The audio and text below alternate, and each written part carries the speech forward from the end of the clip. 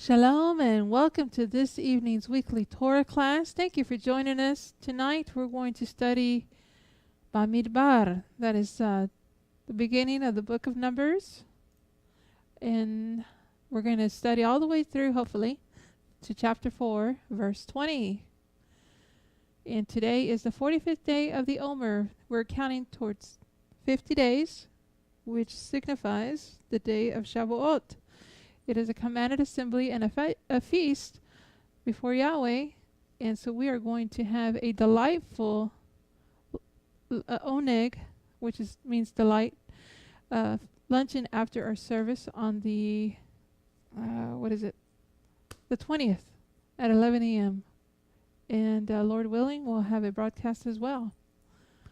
We're going to begin tonight's class here very shortly. Please stand by.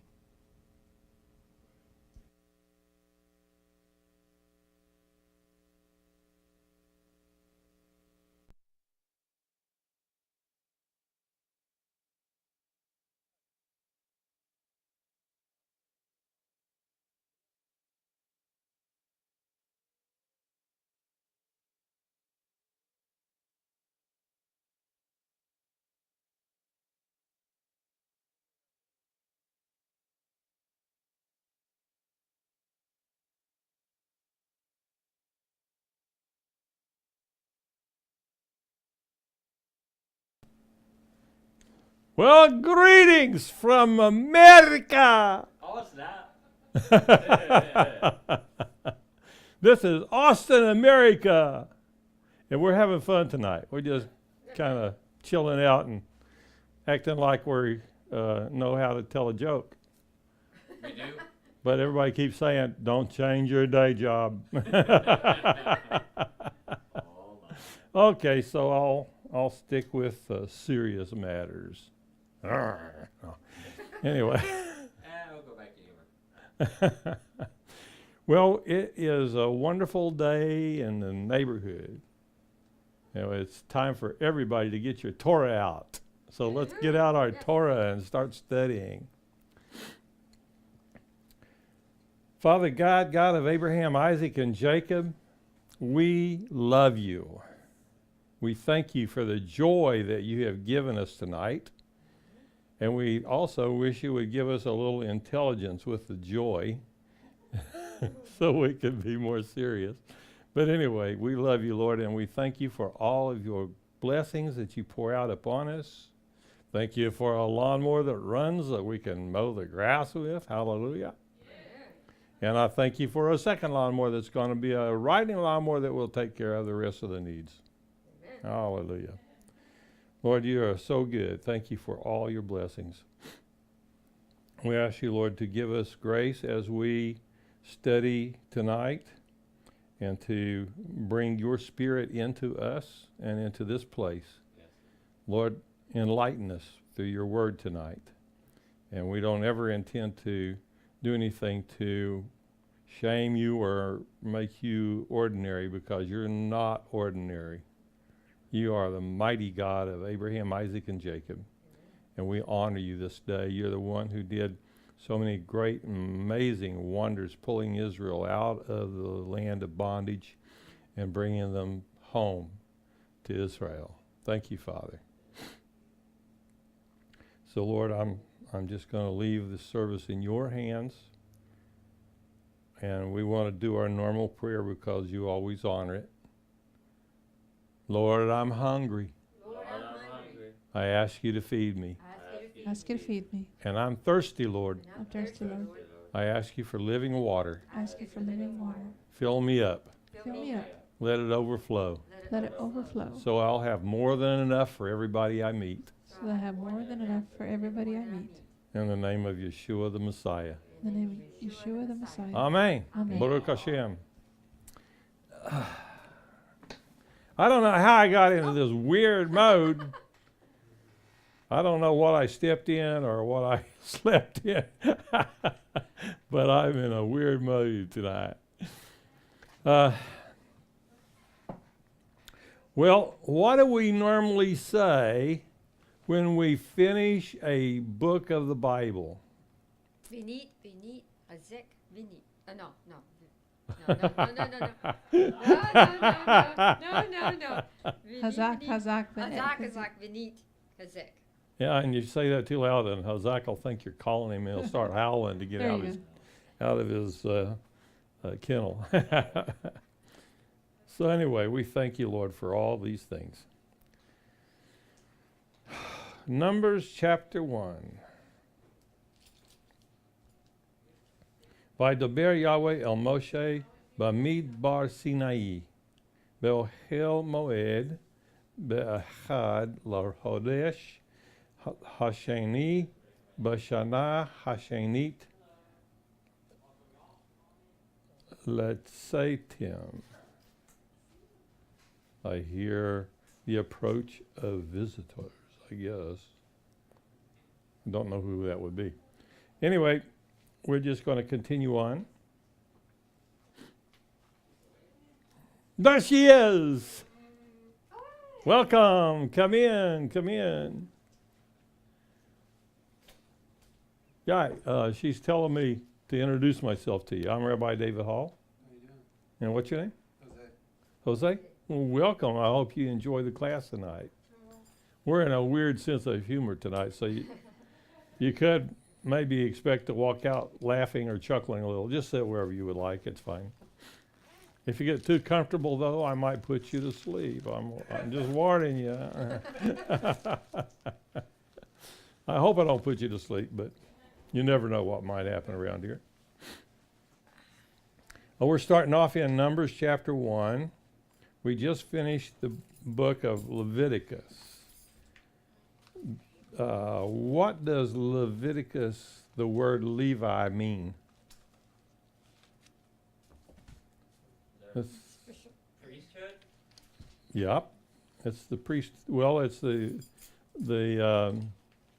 essentially the Levites are the ones who are operating in the temple. It's not priesthood because Aaron and his. yeah, Levi was one of the sons of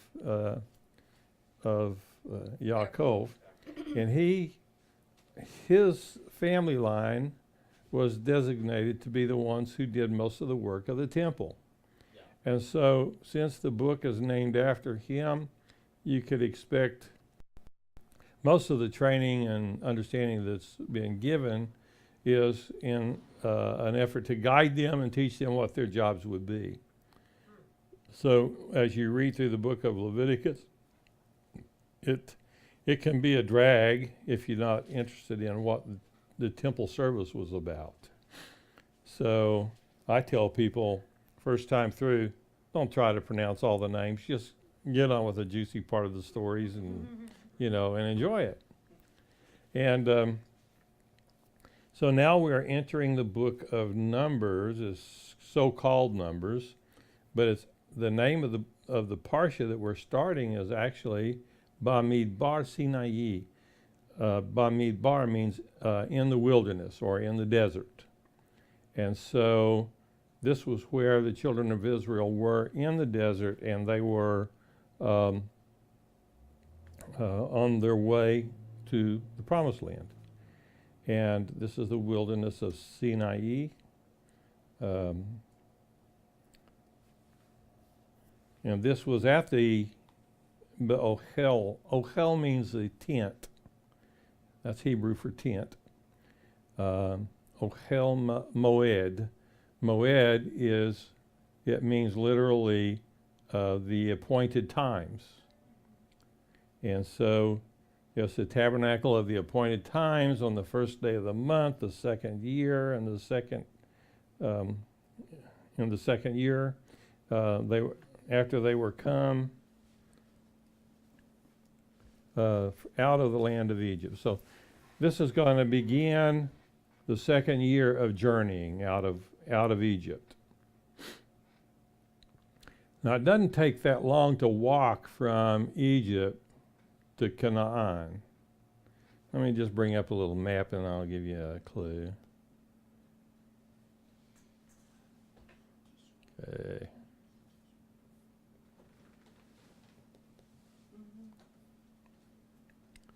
And that's not going to have my map in it. So I'll just bring up the one that's in my Bible study program.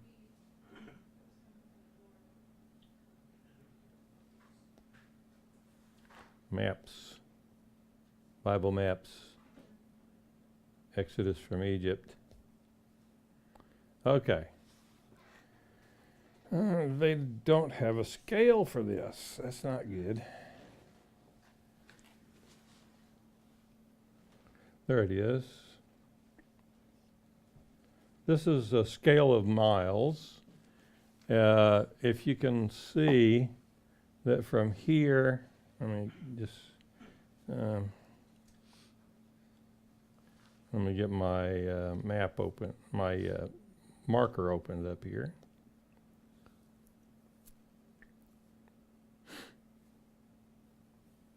I'll make it a red so it'll stand out real good. And a pencil, that's good. Okay, now, you see this mark right here on the map? It goes from there to there. Mm-hmm. Okay, that represents 100 miles.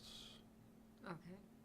Now, that's a little bit of walking to walk 100 miles, but Yeah. not for people in those days. That was something that they would do quite easily. It wasn't a hard trip, a hard journey, unless you were going across a desert, and then it would be rather impossible unless God somehow or another was with you, supernaturally aiding your exodus. And that's what happened when Israel came out of Egypt. God was there with them, and he supernaturally brought them to places where they would have water to drink and that they would be able to go relatively easily. The Red Sea crossing was probably not where the maps show. They actually crossed over here, somewhere in this area. I don't know if you can see that. There was a subaquifer land bridge across here. It was probably well over a quarter of a mile in width, and it went all the way across the Gulf of Aqaba, about 100 feet under the water, and it wouldn't take much air pressure to push that water down that far. All God would have to do is just re-aim that jet stream up there, just aim it down at the water, and it would push it down. In fact, that land bridge has become exposed on a number of occasions through history, and they've seen it. So they know it can be passable there. It's only 100 feet below the surface of the water, but on each side of that bridge, there's about 1,000-foot drop-off on both sides of it. So you're not going to be able to go across unless you know where that bridge is and you know when it's going to appear. So God says, stand still, see the salvation of the Lord. I'll take you across like on eagle's wings, and you will find yourself on the other side of this water barrier. Now, back at the Red Sea, they don't really show anything over here where that land bridge would just suddenly appear. Go further north, and God told them, don't go the way towards the north. He wants you to take the way, he does not want you to go the way of the Philistines, is what it says in the Bible. This area up in here, let me see if I can get my pen back. Right in this area, from about Gaza all the way down here, was Philistine territory. And God didn't want them going that way. That was the normal caravan route to go from north of Israel all the way through to Egypt, which is a major international trade route. And so Egypt was just full of goodies that people wanted. And they would go from China with all these spices and things, like from India You know, they got a lot of spices in India. They've got the cinnamon islands over there where you can, you know, every tree you see is a cinnamon tree. And the way they make cinnamon is by stripping the outer bark off of the cinnamon tree, then take the next layer of bark, which is sweet as it can be. It tastes almost like it's made with sugar. And then the the center part of it was had a lot of bitterness in it. So the outer bark and the inner bark had bitterness, but the middle layer of bark, the cinnamon tree, is very sweet. I've got some samples of it. Let me see. Shane, would you mind, in my upper cabinet on the left of the refrigerator is a bag full of cinnamon. Could you bring that in one of those little bitty spoons in that white bowl there? I'd just like y'all to taste cinnamon as it is in that middle layer, because it is really good. It tastes sweetened. And in fact, the sap from the cinnamon tree is as sweet as maple syrup. Have you tasted maple syrup? Mm-hmm. Well, it's sweet. It's overpoweringly sweet. And that's what we like to put on our pancakes and waffles, right? A little melted butter. So anyway, it's really excellent tasting. And cinnamon, then, if you taste the stuff you get from the grocery store, it tastes bitter. It actually tastes like somebody's hit it with something really putrid, bitter tasting. But if you get the better cinnamon, like the ones that we sell cinnamon on the side, and our cinnamon doesn't have that bitterness in it. It's in a plastic bag on okay, good. So anyway, I just wanted you to see that, boy, cinnamon was something to be sought after in these days. And the cinnamon that they were selling was that sweet cinnamon. Okay. Everybody would like to taste it. Just come up to this middle table here and we'll give you just a little taste. Why don't you just keep the camera on me? Oh, yeah, okay. Just a little bit. You don't need to put that much on there. Just a little bit. Whoa. Oh, wrong So. way, wrong way. Well, hello. She finally found me. Yes. I can run, but I cannot hide. But you'll notice that it still can have a little bit of a hot flavor nature to it. And that's because that's the nature of cinnamon. It's a hot but yet sweet and flavorful spice. And that's why it's so desirable all over the world. Do you like the taste of that? That's pretty good, isn't it? Okay. So now you know what cinnamon's like. Keep it on me. And then as they would come across from India, they would end up going down through this Philistine land because that's the easy route. Let me just close this part here out, and I'll show you that right here, you see the little hand pointing there on the screen? This is the route. This is the way of the Philistines, and that's because the Philistines were a coastal people. Shipping was their business. And so they would move things from port to port and ship things all over the world. So this was their area that they settled in. They actually came from elsewhere, but the Philistines settled there, and that became known as their land. So God says, I don't want you going back that way. I don't want you to go back to the land of Israel using that easy route. Why? Because they wouldn't want to go back. They'd say, no, it's scary out here with all this war going on and everything. I'd rather be in Egypt. And I got all these wonderful restaurants along the Nile. and just food like you don't get to taste anywhere else in the world. And God knew they would want to go back to that. So he told them, don't go the way of the Philistines. You go down here, and now I'm going to bring my little thing back up, and I'll change this to a different color. So here's where they would go. They would journey from here, which is in this area here. That was called Goshen originally in the Bible.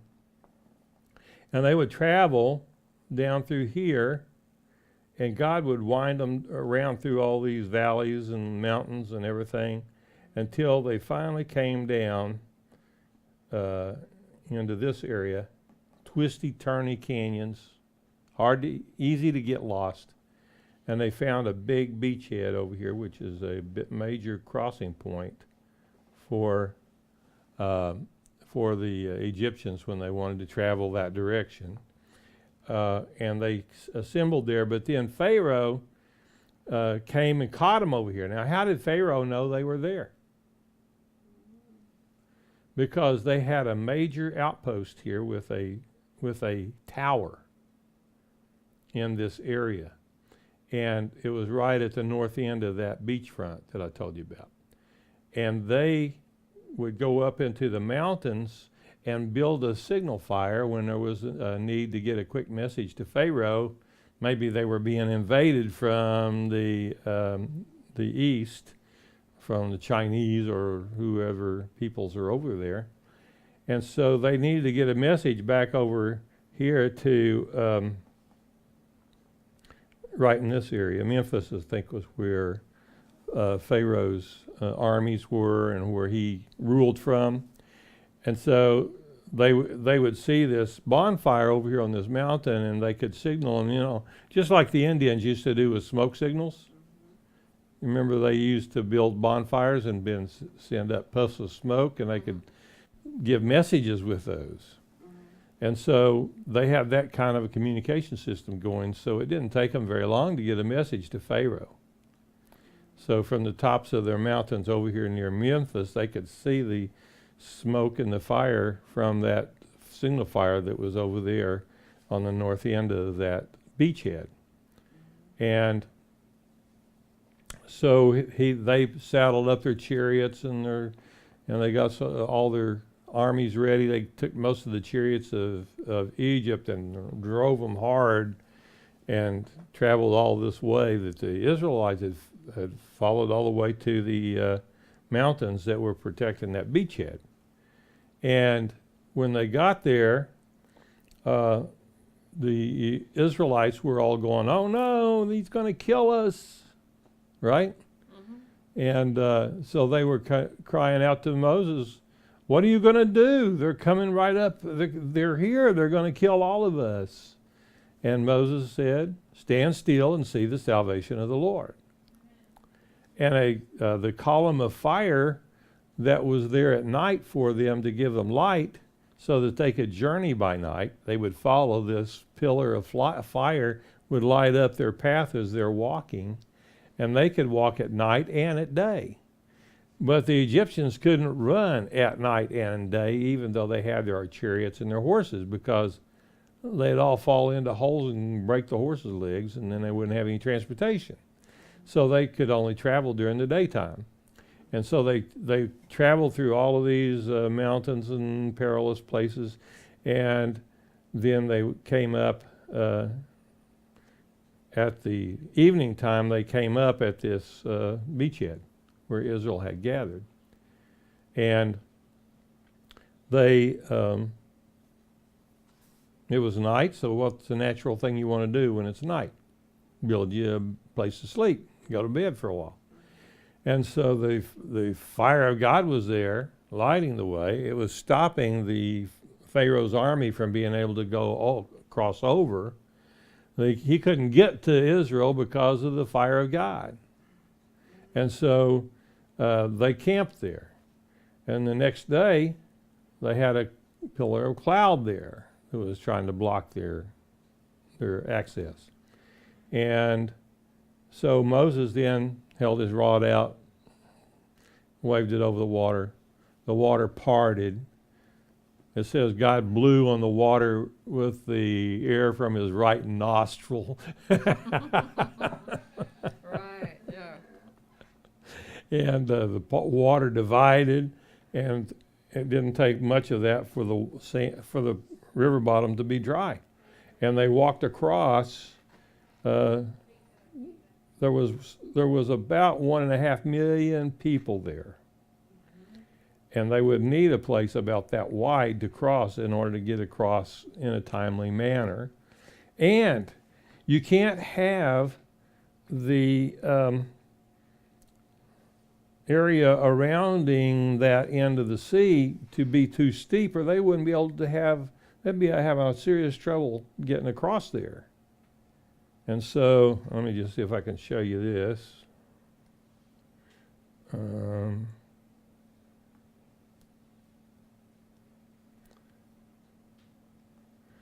So if you've got a water crossing here, you got this. Well, I need to turn it back on, excuse me. You got this, and then you've got this, and then there's this deep ravine that goes down 1,000 feet. Okay? And then, of course, the water was here, and there was a land bridge across here that was just under the surface of the water, about 100 feet down.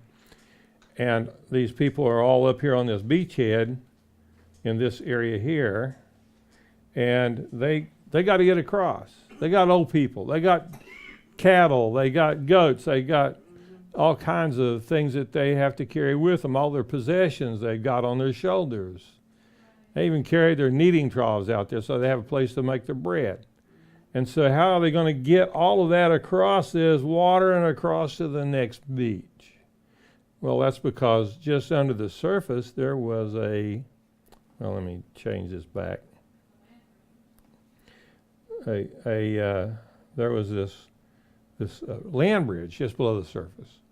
Now you go a little bit one way or the other, or going across this thing, it'll drop off 1,000 feet. So you don't want to go back there where that water's a wall to you.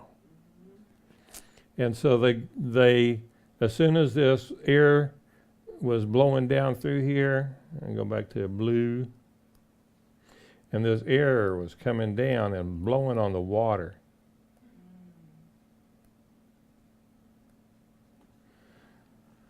What is that going to do to the surface of the water? It's going to push it down. And it doesn't take much airflow, like the jet stream is more than enough to do the job. So all God would have to do is to aim that water down at that point where the land bridge is, and he's got a way to bring the children of Israel out of there that nobody really knows about, because it's so rare that it ever appears. May not even been there until the day the children of Israel came out of Egypt. We don't know.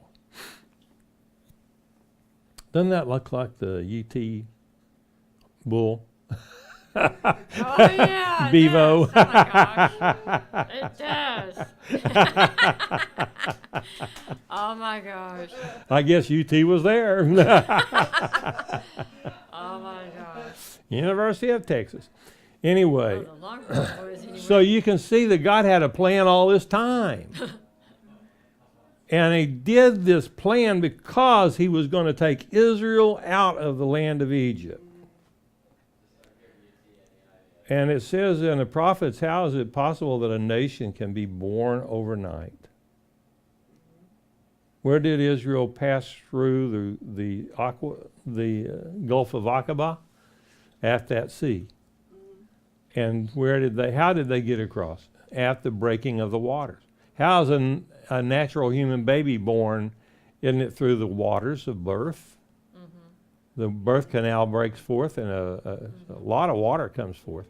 And out comes the baby. Mm-hmm. And so here comes Israel, like a newborn baby, across that specially prepared place, right off into the next beachhead, where they're now able to easily get to Mount Sinai, the land of Israel, and all of that. So we then have a way that God provided way ahead of time, and we didn't even know it. Is that exciting or what? Now, let's go ahead and clear this back out, and we'll switch back over to the Bible.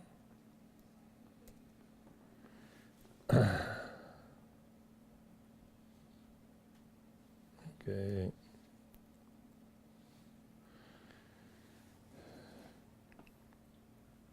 So here they are. They've crossed over. It's been 2 years now since they left Egypt. It's 2 years and 2 months and a few days. And they're sitting there on the other side of the Gulf of Aqaba. And Yahweh speaks to Moses in the Sinai desert in the tent of the meeting on the first day of the second month of the second year after they had left the land of Egypt. So it's taken 2 years and 2 months to get from the point where they left Egypt to this place in their journey.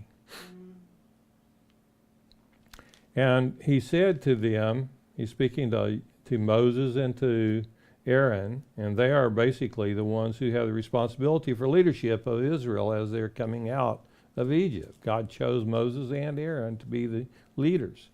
And he says, take a census of the entire assembly of the people of Israel by clans and families, and record the names of all of the men 20 years old and over who are subject to military service in Israel. In other words, any child of age 20 or more up through 50, all of them have to have their names recorded. And this is the assembly of all that enumeration that they went through to number of the people, company by company. So, verse 4, take with you from each tribe someone who is the head of a clan.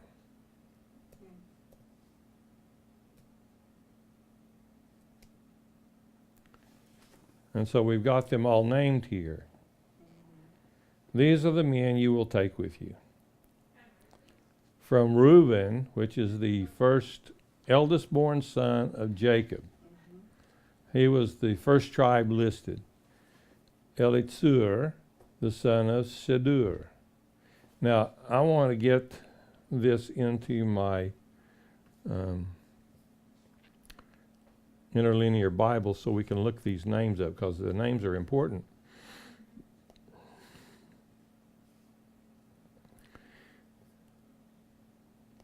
Okay, the tribe of Reuben. Reuben, this is Ru, and Bain means to see a son. Ru means to see, behold, a son. And Elitzur, this means God is my rock. Tsur means rock. And El means God. So Elitzur, God is my rock. Son of Shadeur. This means sufficient light. I'll open it up so you can see that. Spreader of light. He's someone who spreads light around. And then, next verse, Shimon is taken from the word Shema, means to hear and obey. Shimon of Shalumiel, the God of peace, the peace of God.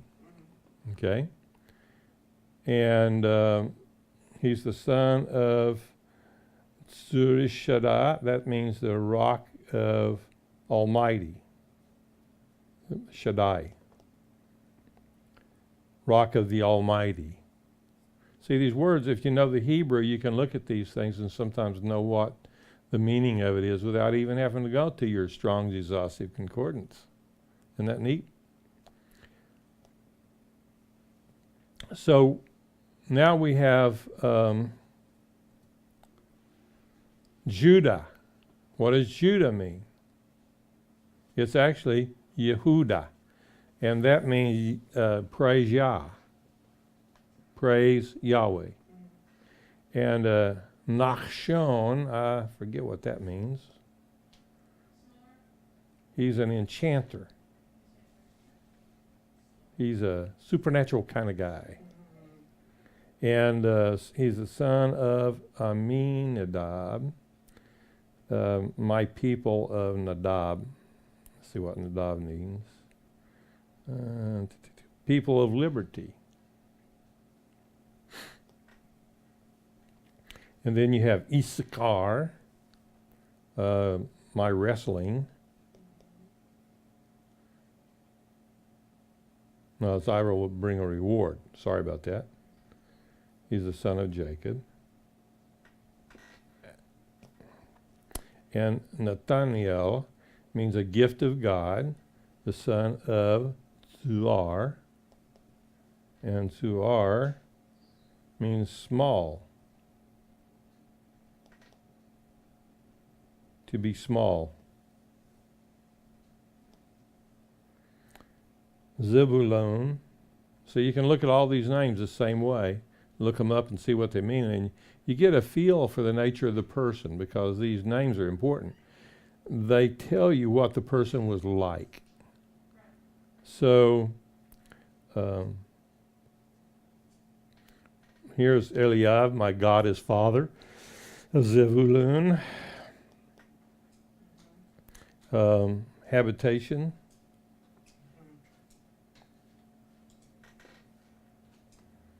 Someone that doesn't like to move around a lot, likes to be stable. He's the son of Helon. Helon means strong. Helon means strong. The children of Yosef. Yosef means to gather together. And we have Ephraim means a fruitful bough, like a grape cluster, a very fruitful one. So by the time you go through and look up all these names, just write the meanings of the names down in a little groupings. You'll see what each group has their strong points, so that they are useful in doing those things that they are indicated by their name that they're gifted in. And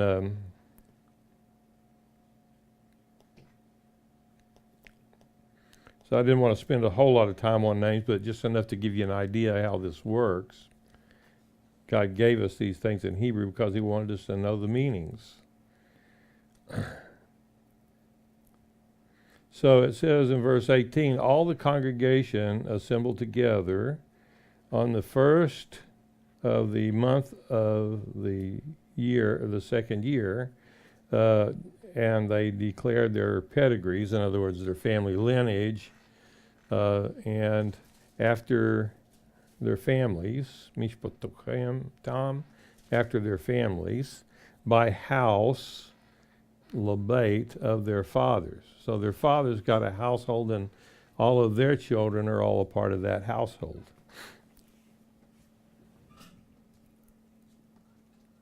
According to the number from children of 20 years and upwards, by their polls, as the Yahweh had commanded Moses, and he numbered them in the wilderness of Sinai. And the children of Reuben, eldest son, Israel's eldest son by their generations, and after their families and after their fathers, according to the number of the names.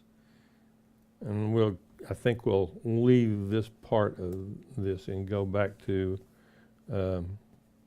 the easier to read version of the Bible. It tells the descendants of Reuben were 46,500, descendants of Shimon 59,300, and so on, throughout the names of all the tribes of Israel. And Moses and Aaron and the 12 leaders of Israel, each from a clan, counted the people of Israel by their clans, 20 years and older, eligible for military service in Israel. And the grand total came to 603,550. That's how many men of military age were with them as they journeyed. But those who were the Levites, according to the clan of their fathers, were not counted by the censors, because Yahweh had told Moses, do not include the clan of Levi when you take the census of the people of Israel. Instead, give the Levim charge over the tabernacle of the testimony and its equipment and everything else concerning it. So we have the tabernacle that is the seat and throne of government for Israel. And the tabernacle, of course, the high priest officiates out of, but the high priest was Aaron. Who was the leader of the country after Moses? Joshua was. Oh, that's right. So Joshua being like the president of the country, and Aaron being like the spiritual leader of the country. So each had his own place of responsibility. What happens if Joshua wants to make war against people he's coming across in the wilderness because they are refusing to let him pass and they're starting to make sounds of war and attack you? What do? Well, you go to the high priest and you say, should we attack or should we just go around? Okay? And so Aaron then would call upon the Lord, and the Lord would give him an answer. And the answer that God gave him is the answer that Joshua had to live by. Even if he didn't like it, it was a problem not for him. He's going to do what God says. Same thing with Moses. Moses waited for... So the government of God was there in the midst of Israel, directing Israel each step of the way. Sometimes God wanted Israel to attack for reasons that God had. And Israel doesn't even necessarily know the reasons, but they're just going to do whatever God tells them to do. And so if they attack, it's because they were directed to by Yahweh. When the tabernacle was to be moved onward, the Levim are those who take it down and set it up in the new location. Anyone else who involves himself is to be put to death. So only the Levites can work the work of the temple of God and move it from place to place. The rest of Israel are to set up camp, company by company, each man with his own banner. But the Levim are to camp around the tabernacle. Why? Because they're going to be taking care of the tabernacle. The tabernacle of the testimony, so that no anger will come upon the assembly of the people of Israel. The Levites are to be in charge of the tabernacle of the testimony. This is what the people of Israel did. They did everything that Yahweh had ordered Moses. Chapter 2. Is this interesting? Mm-hmm. Hope so. Chapter 2. Yahweh said to Moses, and to Aaron, the people of Israel are to set up camp by clans, each man with his own banner under his clan's symbol. They are to camp around the tent of the meeting, but at a distance. Those camping on the east side towards the sunrise are to be under the banner of the camp of Judah. What does Judah mean? Praise Yah.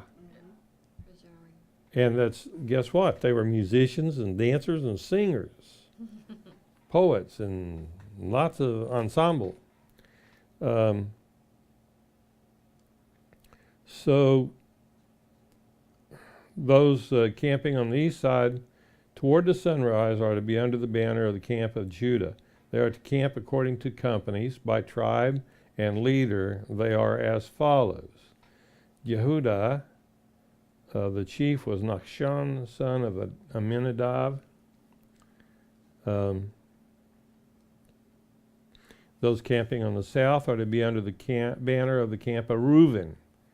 They are to camp according to companies by tribe and leader as follows: Reuben, Shimon, and Gad. It tells the name of the chief of each of those families. And it tells you the grand total of families over here.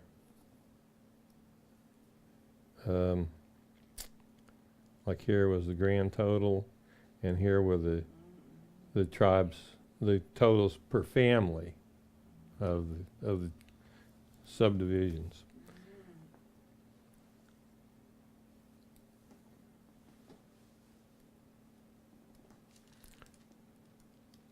Okay, so now we go to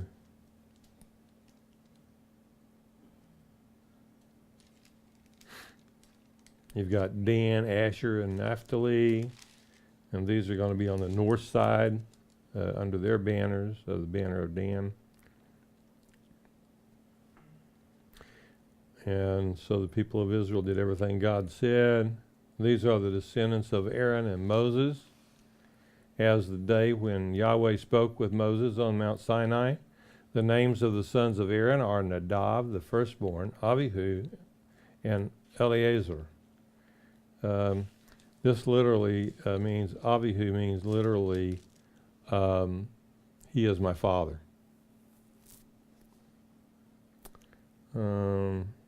Eleazar means God is my helper, and Itamar means I will.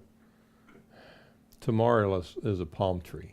Okay, so it talks of Itamar being a people of peace and Shalom. And the two that were burned, I'm sorry? and the two that got burnt. That would have been Abihu and Nadab. Those two were burned with fire by God because they offered strange fire before the Lord. But Nadab, here it is in verse 4, Nadab and Abihu died in the presence of Yahweh when they offered unauthorized fire before Yahweh in the Sinai desert. They had no children. Eleazar and Itamar served as Kohanim in the presence of Aaron, their father. Did that keep them from dying? No. In fact, because of their heart's condition, they died because they were put in that position. Verse 5, Yahweh said to Moses, summon the tribe of Levi, assign them to Aaron the Cohen so that they can help him. They are to carry out his duties and the duties of the whole community before the tent of the meeting and performing the service of the tabernacle. They are to be in charge of all the furnishings of the tent of the meeting and to carry out all the duties of the people of Israel connected with the service of the tabernacle. And of course, if you want to see what all the components of that consisted of, you go back to the book of Levi, and it will go through all the details of everything that was made, fashioned, and working together as a part of the tabernacle. It's an amazing assemblage of things. So you can find that in the book of Levi. That would be... Leviticus? Yeah, Leviticus. They are to be in charge of all the furnishings of the tents of the meeting. Assign the Levim to Aaron and his sons. Their one responsibility in regard to the people of Israel is to serve him. You are to appoint Aaron and his sons to carry out the duties of the priests, the Kohanim. Anyone else who involves himself in that is to be put to death. Yahweh said to Moses, I have taken the Levim from among the people of Israel in lieu of every firstborn male that is first from the womb among the people of Israel. The Levim are mine. All the firstborn males belong to me, because on the day that I killed all the firstborn males in the land of Egypt, I separated for myself all the firstborn males of Israel, both human and animal. They are mine. I am Yahweh. Yahweh said to Moses in the Sinai desert, take a census of the tribe of Levi by clans. Count every male a month or over. Moses counted them in the manner Yahweh had said, and as he had been ordered. The names of the sons of Levi were Gershon, Kahat, Merari. The names of the sons of Gershon were Livni, Shimi, and they fathered their respective clans. Likewise, the sons of Kahat, Amram, Yitzhar, Hebron, and Uziel. You know what Uziel means? Have you ever heard of an Uzi? It's a automatic gun from Israel. It's a machine gun. That's one of their favorite weapons to use when they're in battle. And Uzi means power. Yeah. Aptly named. They say a thing, I forget how many bullets per minute it is. It's like seconds, really. Wow. It's a lot of bullets. A lot of bullets come out of the mouth of that thing. The sons of Merari, you know what Merar means? It's the Hebrew word for bitter. Remember at Passover we have maror? Yeah. That means bitter. Yeah. Okay, Malchi means my king, and Mushi, I forget what Mushi means. Anyway, these fathered the clans of the Levites. Gershon fathered the clans of Livni and Shimni. These were the Gershon's clans. Of them, 7,500 males and a month old and over were counted. So you can see that it goes through a detailed list of all the people who would be involved in the work of setting up and tearing down of the tabernacle. And so all the people of Israel were pretty much understood what their positions and places would be. In particular, if they had to go to war, they knew what their roles were. They were all assigned roles based upon their giftings and their abilities.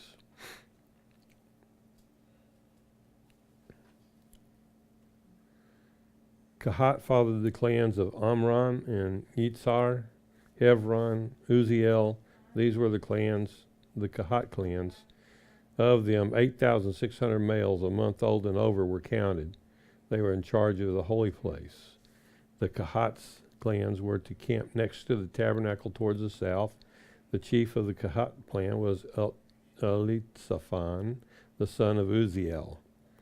They were responsible for the Ark of the Tabernacle, the menorah, the altars, the utensils, the Kohanim used when they served in the holy place, and the curtain and everything involved in the maintenance of these things.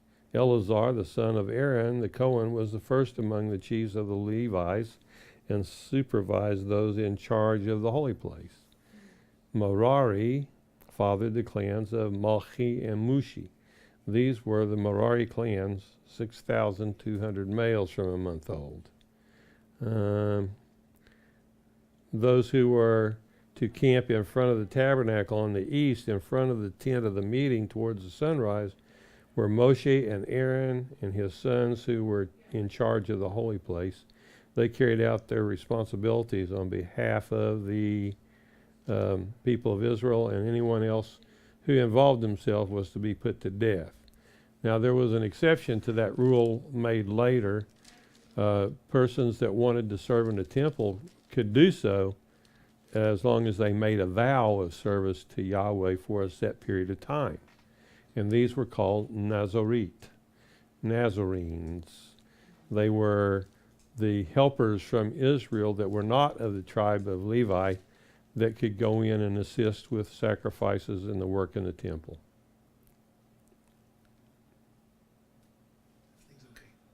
Okay. Do you find any of this interesting? If you've read the Bible through at any point in time, you'll hear things that'll kind of start making little connections here and there. And then as you continue reading, more connections will be made. And before long, you'll start making connections from things that you didn't even remember reading, but yet you go back and look, and there it is. And God will help tie all these things together so your mind can grab it all. It's really interesting.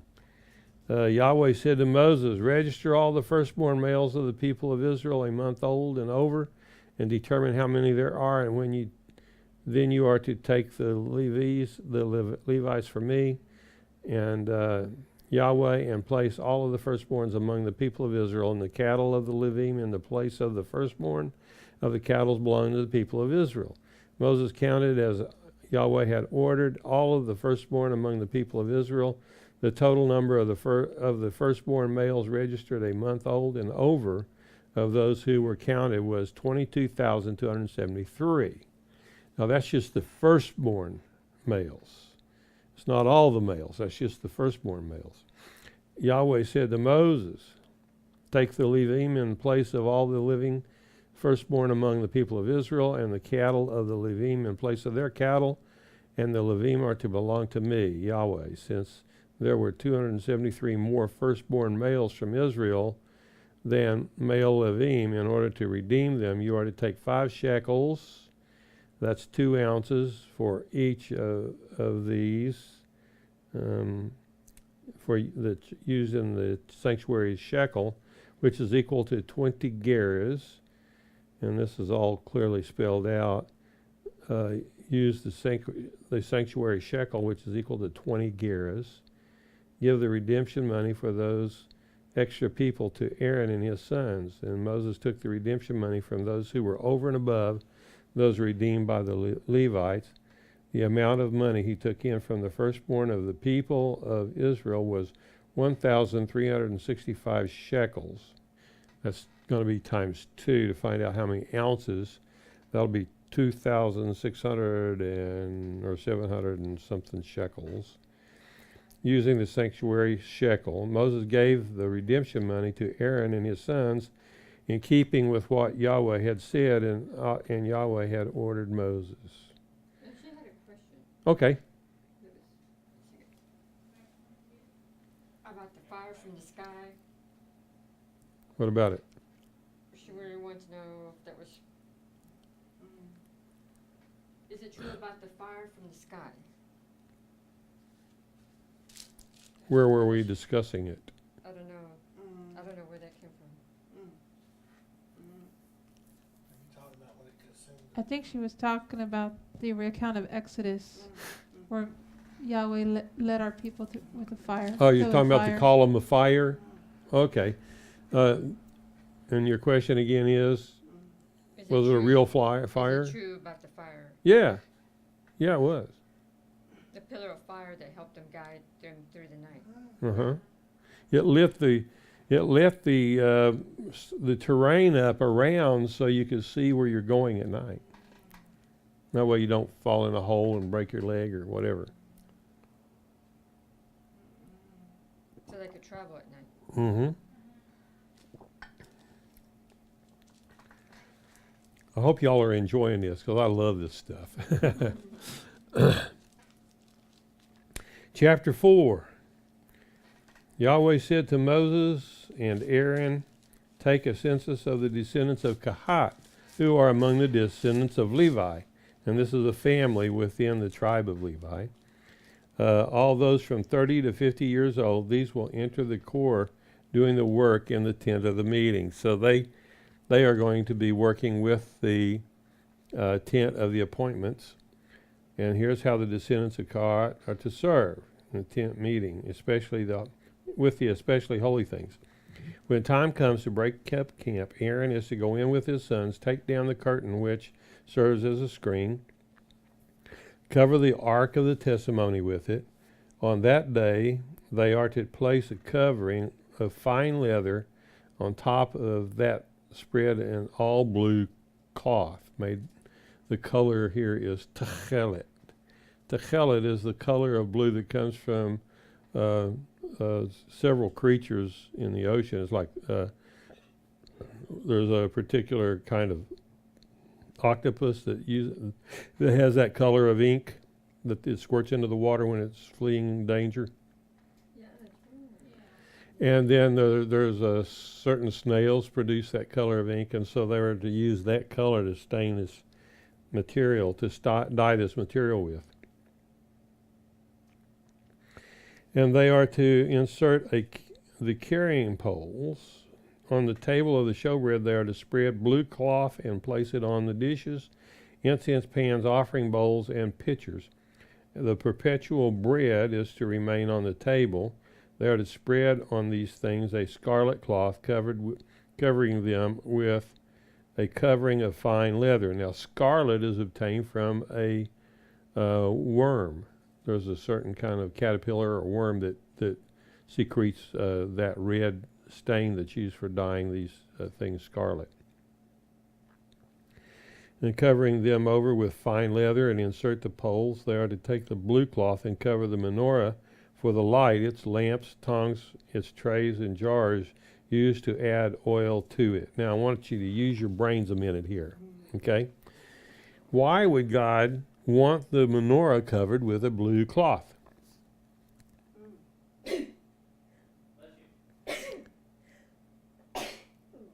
Guess if you don't know.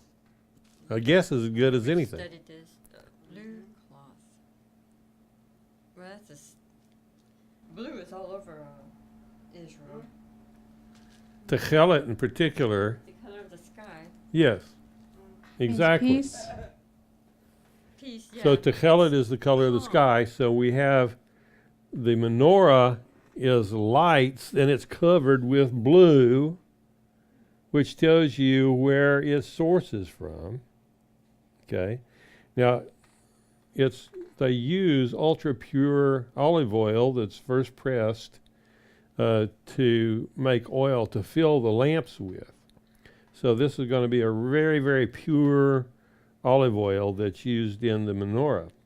So the blue is that it's a light that has a heavenly or supernatural nature to it. Okay, it lights up the holy place. It's put into the holy place where you can see to do the incense, the fire of the incense with the fire burner for that. Putting the incense on it makes a cloud of smoke, goes in ahead of you so you don't see the glory of God, keeps him covered so he doesn't have to kill you. See, God was the first CIA agent. If you see me, you die. And then we have a lot of the things in the holy place had the blue cloth on it. It also had other things to help protect things, to make them, help to keep them nice and new looking as they journey through the wilderness. Okay. The blue cloth covered the menorah for the light, its lamps, its tongs, and its trays, the jars used to add oil to it. They are to wrap it and all its accessories in fine leather and place them on carrying frame. On the gold altar they are to spread a blue cloth, cover it with covering of fine leather, insert its carrying poles. They are to take all the utensils they use when serving in the sanctuary and put them in a blue cloth, covering them with fine leather and placing them on a carrying frame. After removing the greasy ashes from the altar, they are to spread a pure purple cloth over it and place it on the utensils required for their altar service, the fire pans, the meat hooks, the shovels, the basins, and other utensils for the altar. You see this tent of the meetings, the tent, it's called the Ohel Moed, which is the tent of the appointments, was actually the world's first kosher restaurant because people ate the sacrifices that were offered on those to Yahweh. And there were only some that they weren't allowed to eat. Like the sin offering was burned up completely and the Olah offerings couldn't be eaten. But the rest of them, the people actually ate them. It says they are to spread over it a fine leather covering and insert the poles in its carrying poles in their fixtures. When Aaron and his sons have finished covering the holy furnishings and all the utensils, then the camp is about to move forward. The descendants of Kahat are to come and carry them. So Aaron and Moses and all those had the job of folding them, preparing them, covering them, protecting them. And then the sons of Kahat followed along after them, took all of the things that they had packed up and gotten ready to move, and they actually put them on the ones who carry them along in the wilderness. But they are not to touch the holy things, so they won't die. These things are the responsibility of the descendants of Kahat in the tent of the meeting. Okay.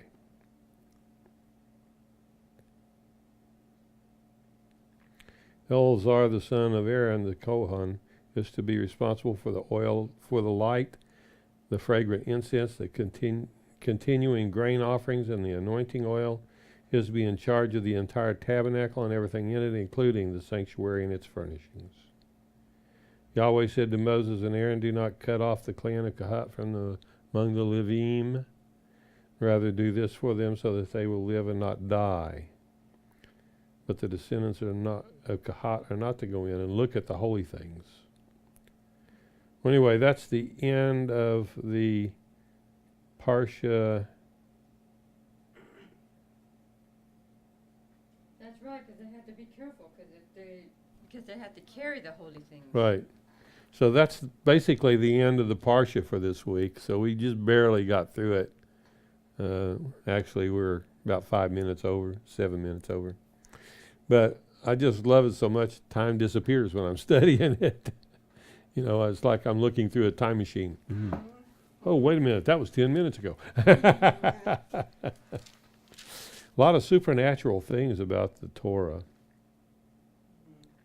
Things that most people don't even see. You know that the Torah's promises are still here for us for today?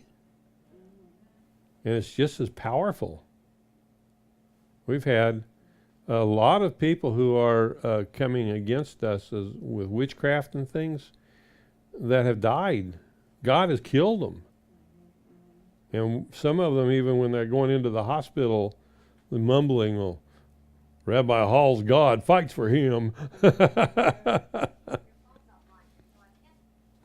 So anyway, we shouldn't have cursed his finances. So it's all still the same today. It's people don't realize that things just don't change that much. Only those who are walking a true, straight, and narrow path of Yahweh are going to be able to see it. Because God hides those things. So if you want to serve the real, true, and living God with all of his glory and power, then read the Bible and do what it says, and you'll be lined up to be blessed by him.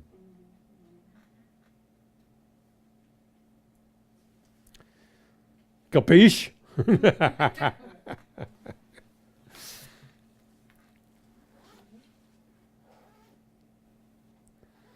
Anu ohavim otcha. We love you, Lord. If you'd like to learn Hebrew, I've got some people want to learn. So we need to set the time up. I lost the information for the couple that was here a couple of weeks ago. I can't get a hold of them. I don't know their numbers. So, sorry.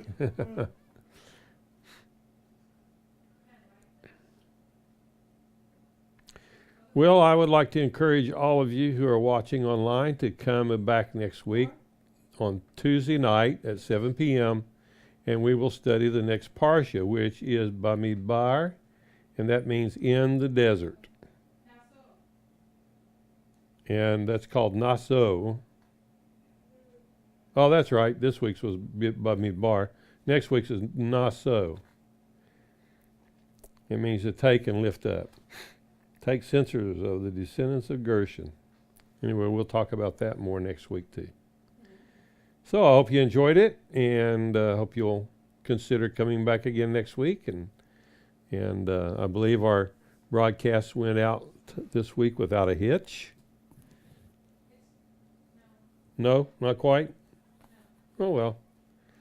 We'll upload the fully converted and baptized version of it. And we'll put it out online so you can go and look at the archives. Well, that's it for tonight. Shabbat, until Shabbat, where we will wish you a Shabbat Shalom. I hope you have a wonderful week. And God bless you and smile upon you all week long.